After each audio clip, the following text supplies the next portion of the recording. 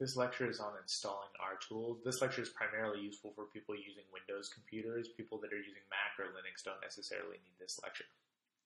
So Rtools is a collection of tools that are necessary for building R packages in Windows. We won't be doing that right away, but later in developing data products, you will be doing that. So you need to be able to install Rtools if you're going to complete that class. And so Rtools is available for download at this website up here as I've listed it. And so what you can do is you can find the version of Rtools that's available that's the latest version.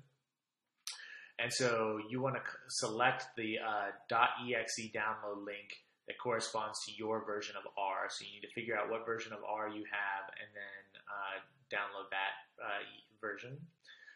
If you're not sure what version of R you have, open or restart R and you'll see at the very beginning there'll be some text listed out, and one of the things that they list in that text is the version of R.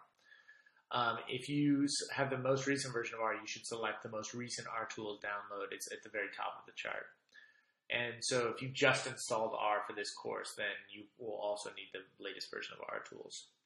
Once the download completes, you'll just open the executable file to begin the installation. So basically, unless you know what you're doing, you should just go with the default selections at each step of the installation. There are only two exceptions worth noting.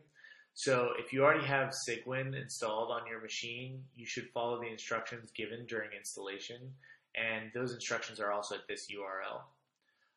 And you should make sure that the box is checked to have the installer edit your path. And so you can see it if you're very eagle-eyed in this below, but basically make sure you check the box to allow the installer to edit your path.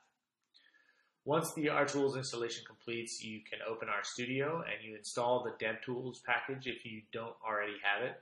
So if you type find.packages DevTools in the console, you'll figure out whether you have it or not. And then to install it, you can just, as in previous lectures, just use install.packages DevTools like that, and you'll have the DevTools package.